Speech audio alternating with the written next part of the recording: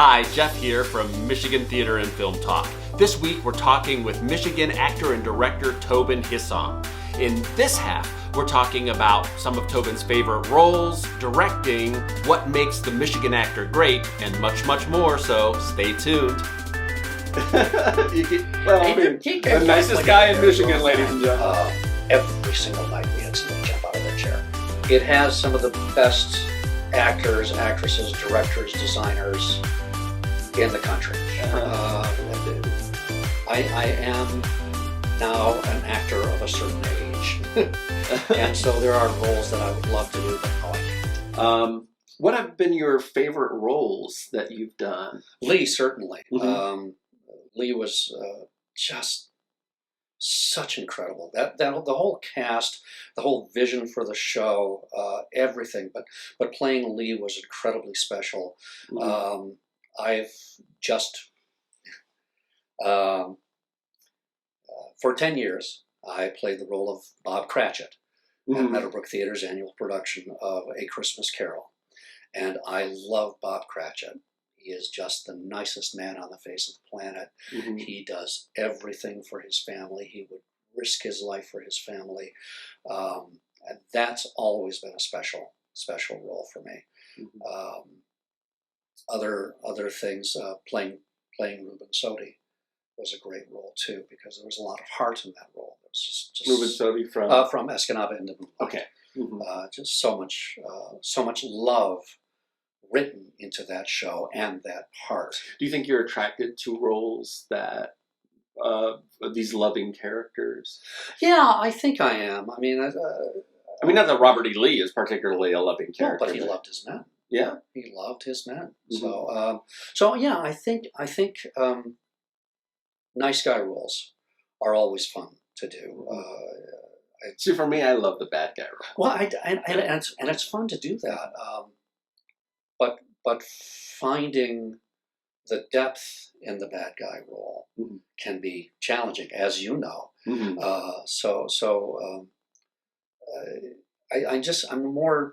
I seem to be more fitted, I guess, for the nice guy parts. Well, you're a nice guy. Yeah. You know, and you have Yes, sort of he is. He's a nice guy. And he has an obvious kindly demeanor. Yeah. But so it's, it's not as big of a stretch for you when you play nice guy. I think that's probably true, yeah. So Yeah. when I get a bad guy role, which doesn't happen very often, I really, really relish it because it gives me an opportunity to explore that side of things as Mm-hmm. well. I'm trying to remember the last honest-to-God bad guy role I had, and I don't. The nicest guy in Michigan, ladies and gentlemen.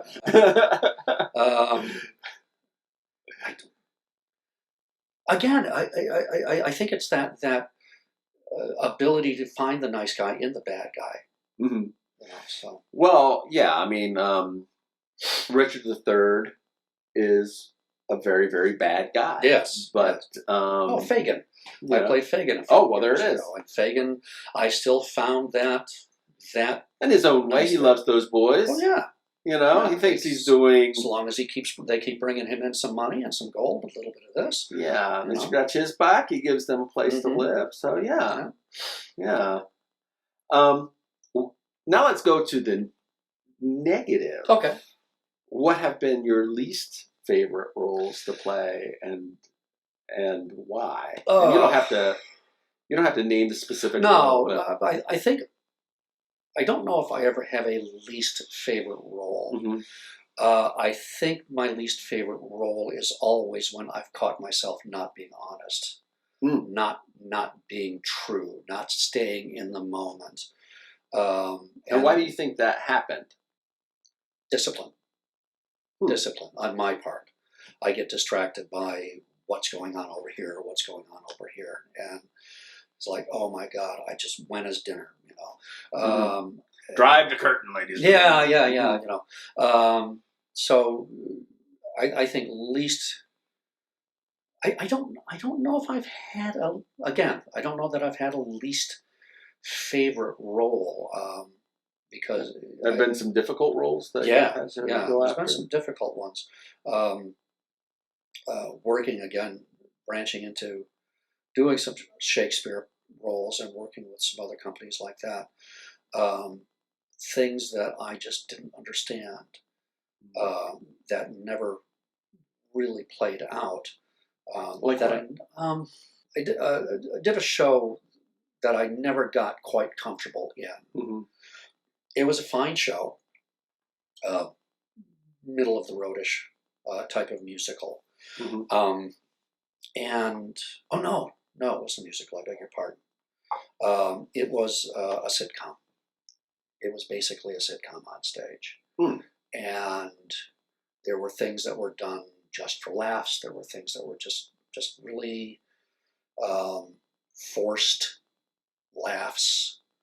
Do things to make the audience laugh. Go above and beyond. Mm-hmm. And I never got comfortable because it got away from that, portraying that honesty on stage. The audience loved it. The audience roared at every night. But I would walk off on stage and just go, okay, I'm taking the costume off and I'm going home. And it was, again, it's that it all comes back to that honesty. It all comes back to what are we doing here? What is the story we're telling? And the farther we get away from the story, the worse it is. So you start doing things just for the yuck, and it's like, okay, shtick. Yeah, I hate shtick. I hate shtick. I really truly do. I directed a production of $1 Million Quartet a couple of years ago. And for me, it was a wonderful experience. I don't know what the other actors thought of it, because basically it's a jukebox musical.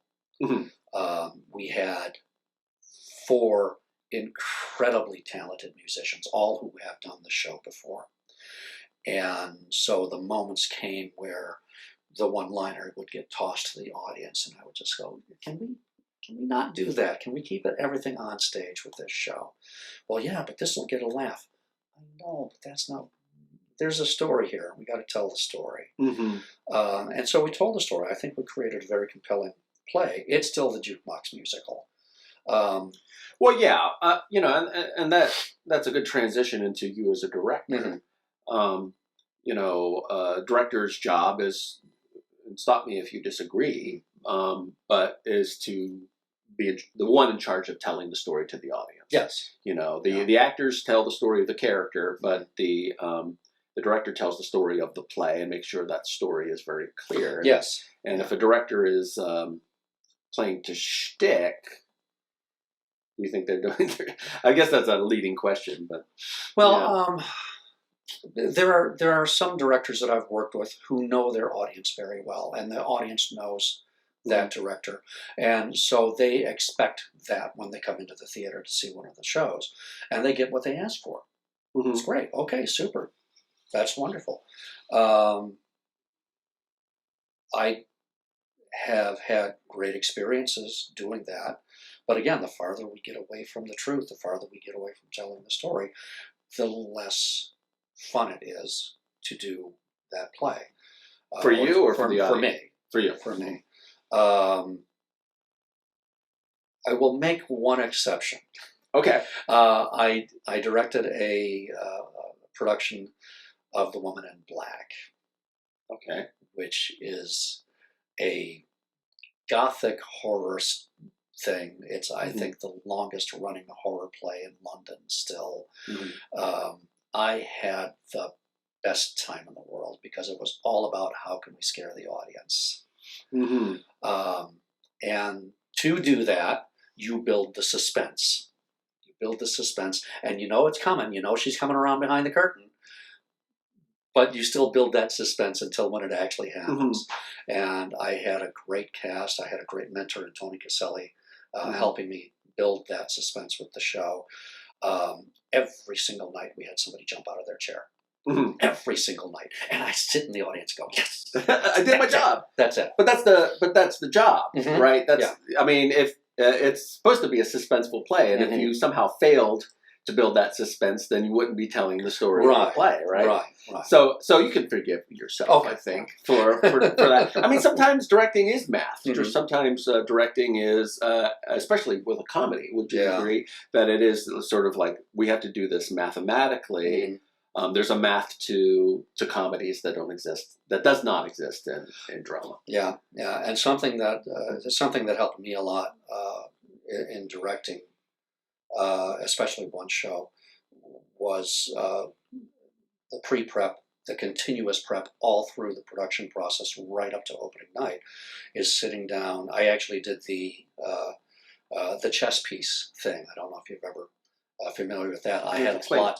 I had a plot of the stage. Okay. And this chess piece was this person, and this chess piece was this person. Okay, how can this person get from here to here? And no, that's an important thing that a lot of directors do in order to figure out traffic patterns and everything else. And I had to do it with that show because the traffic patterns were incredible. How many people were in the show? Was that eight? Eight people. It was Noises Off. Oh, Noises well, Off. yeah. Within the play. Yeah. Again, a great cast and a workable, but very difficult set, and it was gorgeous. But the set scared me almost more than anything else. Well, Noises Off, that set can be very... Did your set rotate? No. No. Not quite like that. Jen Maysloff, who was my set designer, who is a genius. Mm-hmm. We did this at the Encore Musical Theater, which is notoriously short ceiling. Okay. And we could not do it. We could not build a rotating set.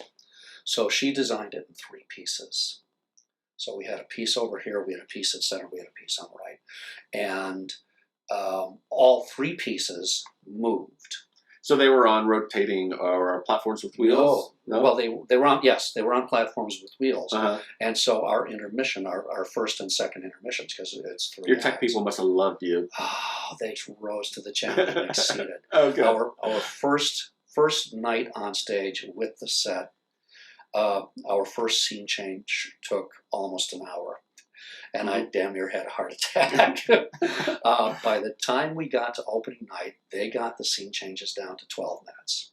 Not bad. No, I was thrilled. Yeah. And it became something that the audience could watch. So the audience would sit in their seats during intermission and watch the scene change. Yeah. And Tim Brayman and Alex Kunitz, who was my stage manager for that show, they ran it, and man, it was masterful. It was really terrific. But because we had the different angles, we could do the different angles to have everything on stage. What would be written in the stage directions from this actress crosses from here all the way across to here on the platform? Mm-hmm. Well, that platform doesn't exist anymore. Mm-hmm. So how do I get her from here to here to here to here? And my cast rose to the occasion as well, and they made it work, and I was very proud of them and relied on them a lot, actually. Mm-hmm. Rusty Miwa was in the show. Mm-hmm. Rusty, how can we get you from here to here? Well, how about if I do this? Okay, let's try that. Julia Garlot, the same thing. Mm-hmm. My wife, Chris Purchase, was in the show.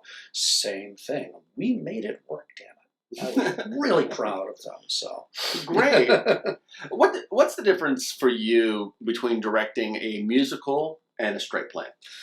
$1 Million Quartet was the first musical that I directed, honest to God musical. That has a few more challenges because you have this wonderful scene going along and then everything stops and there's a song. Mm-hmm. But it still comes back to honesty. It still comes back to that honest moment of why are we doing this? Why is he breaking in the song? Shakespeare's soliloquies is the same way. It's I always say musical theater and Shakespeare, they're both heightened language. Yep. You know, they both are in verse. Yeah. So it's almost the same skills. I think at the action in straight plays is a lot more straightforward. The story doesn't get convoluted maybe as much as with a musical. But the approach is different, and the rehearsal process, of course, is much different. because you have to have the actors have to have time with the musical director, so that takes away from time that you get to work with the actors, and so you kind of have to ramp up your time with the actors to make sure everybody's on the same page before the musical director gets them. And then once everything gets put back together, going into production week, and then you can sit back and you go, okay, here, with my notes, whoever the musical director might be, this is what we need from you.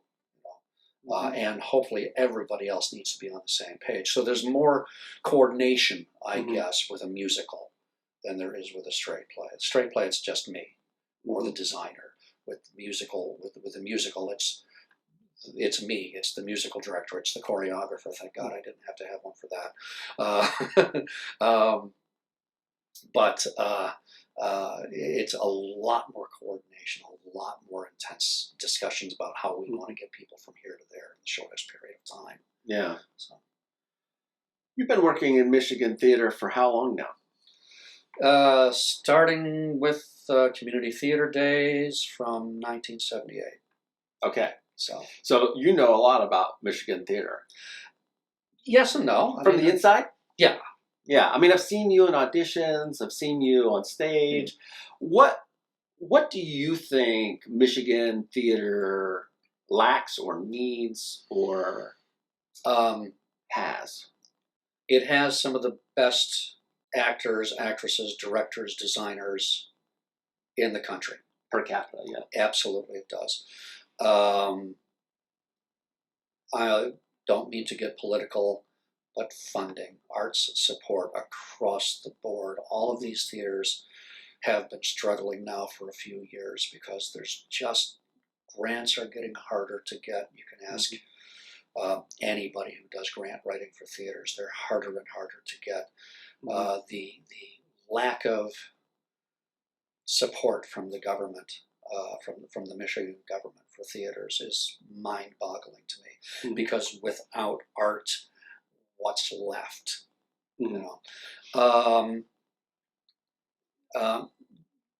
Going into community support, most of the communities really support the theater companies. They'll come out and see their shows.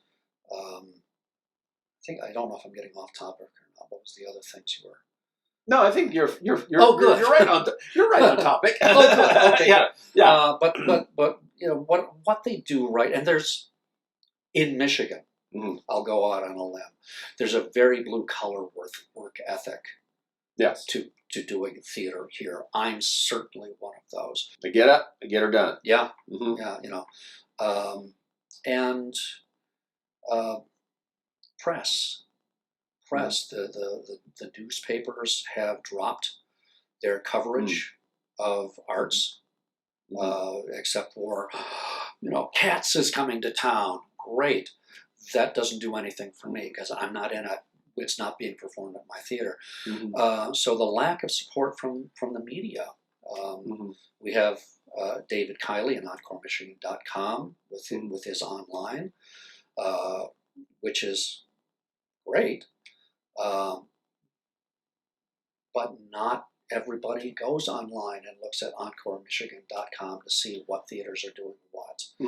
And I think it's an absolute crime for organizations like the Detroit News, the Detroit Free Press, even some of the more local papers, the Ann Arbor News, that do not cover local arts, local theater.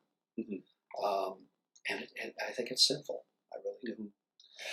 Yeah, well, I mean, the old media is dying. And that's sort of the result of it. Yeah. And long live new media. Yeah. But yeah, I absolutely agree that whereas you would get a certain amount of press, you were almost guaranteed you'd call up somebody, and then you would maybe people would not read the article, but they would read the headline that this is happening, and I should go see the show. At least knowing that these theaters exist, it's difficult. Yeah, I mean, for a very, very short period of time, I helped run the Encore Musical Theater out in Dexter, just long enough to know that that's not a job that I ever wanted to do. They do it very well. Dan Cooney and Cook, the people out there, they've been chugging along. I think they're on their, forgive me, Dan, I think they're on their 13th year now of doing mostly musicals, which is huge. But trying, in my position when I was there, trying to get critics to come in and review plays and trying to get people to do articles about the shows was like pulling teeth sometimes. But there's a great example of a theater that doesn't get a lot of press outside of Dexter that's really thriving. What is your future? What do you hope to do? What are your dream roles that you haven't yet accomplished? Oh, they change. I am now an actor of a certain age. And so there are roles that I would love to do, but no, I can't. Yeah, no, Hamlet's gone? Yeah, most definitely. Seymour in Little Shop of Horrors, can't do Seymour. But finding roles that would be challenging to me in the logical scheme of things. Certainly branching a little more out to theater companies that I've not worked with. I'd love to go out and work at Farmer's Alley or out to try in Chicago or Indianapolis or Dayton. Dayton's got a really good theater company down there, or Pittsburgh. I don't know that New York will ever be on the bandwagon, but I won't say no, you know. Sure, of course. But branching out and going out and finding work in other companies and learning from those people, learning what they do, how they do it, how can I bring that back into my work, exposing myself to more companies like that. I'd love to continue to do that. What is the Michigan Actor? The Michigan Actor is, for the most part, a very, very hardworking actor who wants to learn, wants to continue to learn, but sometimes has to balance it with a family or a day job, and is willing to drive. I mean, look at you. You want to drive even further. Yeah. You know, you're willing to drive even further to do what you want to do. And give up a little bit of home life because if I'm going to be commuting to Kalamazoo, that's too far to drive. So stay out there for the week, come home on Mondays or once the show's up and running, and missing family time, missing my cats and my wife. I love you, Chris. Even though you were listed second in that, oh boy, I'm not going to edit that. No, don't edit it. She understands. She does. My Facebook posts, I have Sophie's NCAT. But continuing to, the Michigan Actor wants to work, wants to continue to learn, wants to find new places to act. And it's that blue-collar work ethic that I think most of us have. That's what the Michigan Actor is to me. That's awesome. Yeah. Well, it's been an absolute pleasure talking with Thank you. Yeah, it's been great. Again, this has been Tobin Hissong, and you also play the guitar, correct? I do, yes. Are you performing anywhere around? Weather permitting, there's a bookshop in downtown Ann Arbor called Crazy Wisdom Bookstore, and they have open mic nights every Friday, and I will be there tomorrow night. I've got a new song that I've been playing with, and maybe one or two old favorites that I have. And that's the other thing, is trying to find more places to play guitar, because I'm really getting a kick out of that right now. Oh, well, great. Yeah. And if you want to know more about me, you can go to my website, which is www.michiganchekhov, that's CHEKHOV, and that's one word this time, .com. I'll put it right there, as well as www.jefftomakis.com, and you can find out more about what we're up to and more videos just like these and some different videos as well. So until next time, we'll see you guys later.